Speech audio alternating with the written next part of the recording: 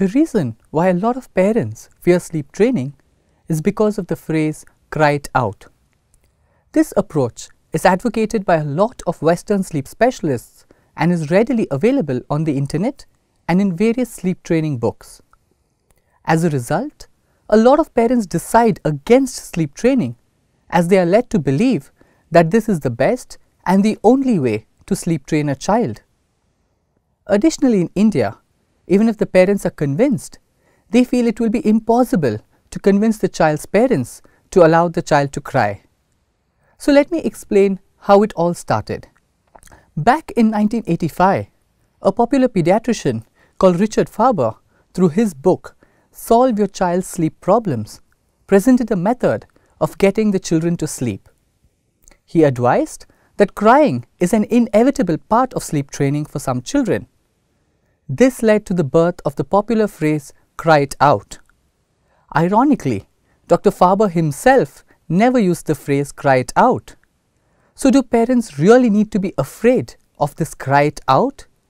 In this video, I will explain what "cry it out" actually means and how to deal with it. I will also advise an alternate approach if parents are still uncomfortable with the "cry it out" approach. One of the most important reasons for sleep training a child is to eliminate his or her dependency on sleep props to fall asleep.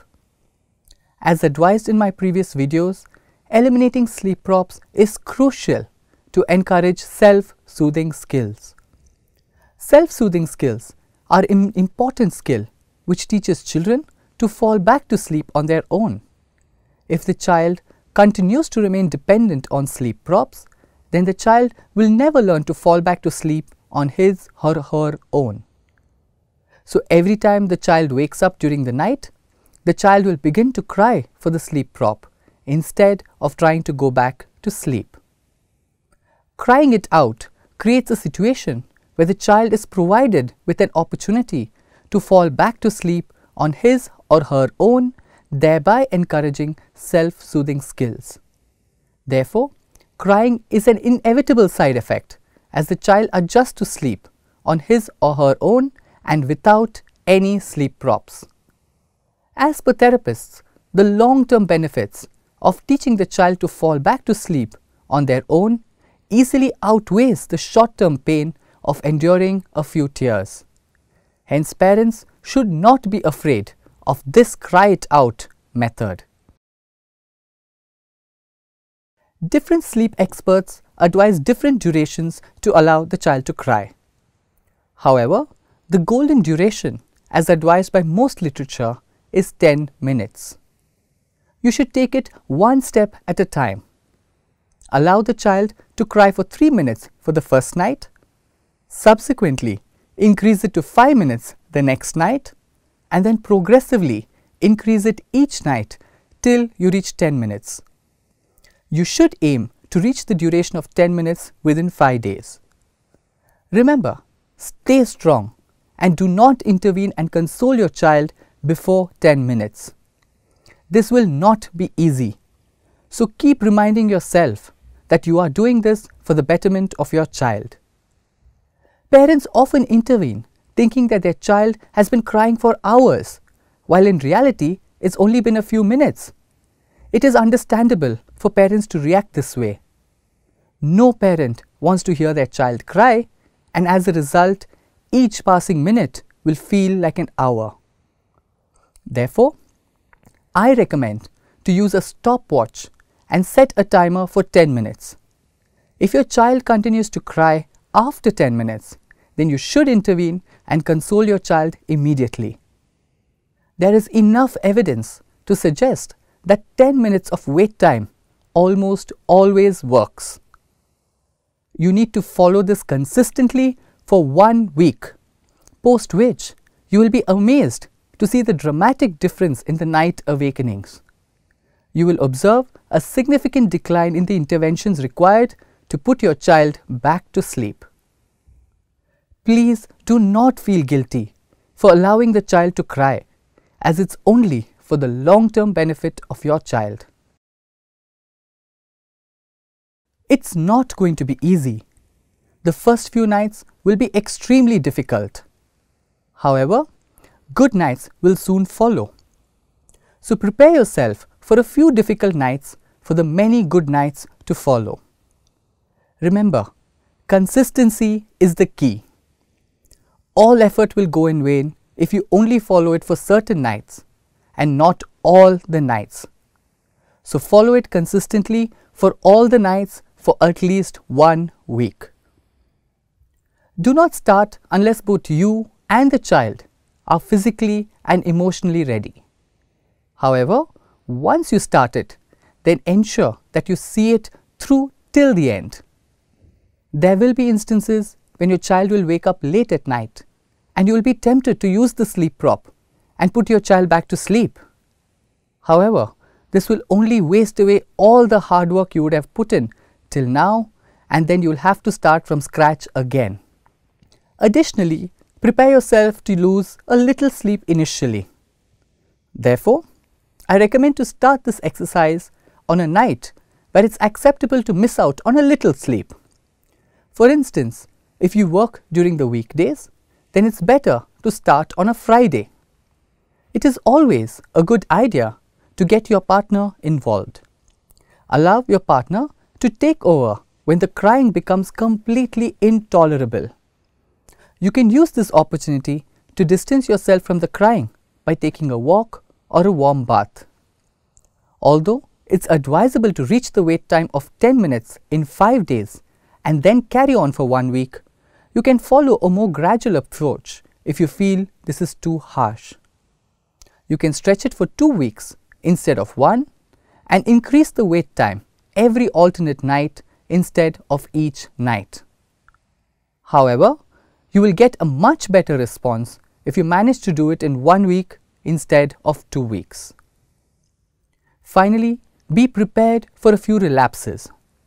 Even after you've finished sleep training, your child may regress occasionally, especially when he or she is unwell or while traveling.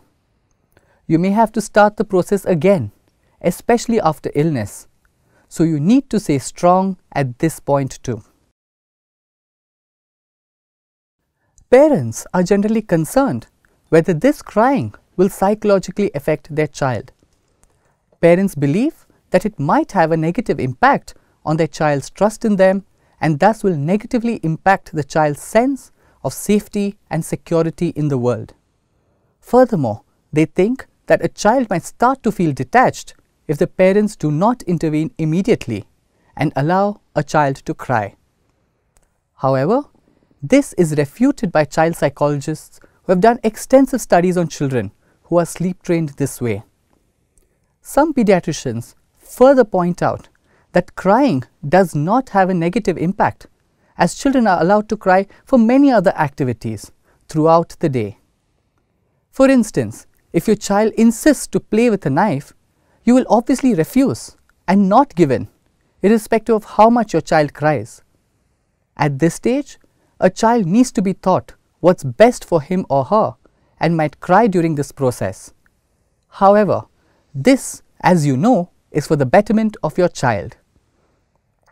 So do not feel guilty about allowing your child to cry for 10 minutes during the night.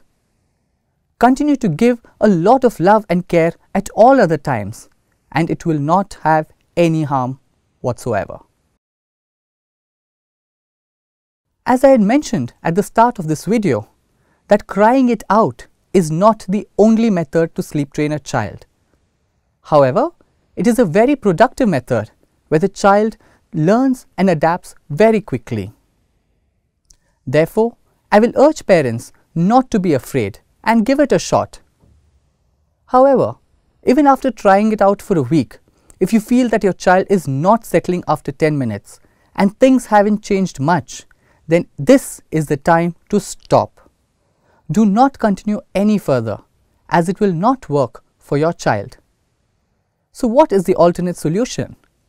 The alternate solution is to approach the child immediately when he or she begins to cry at night.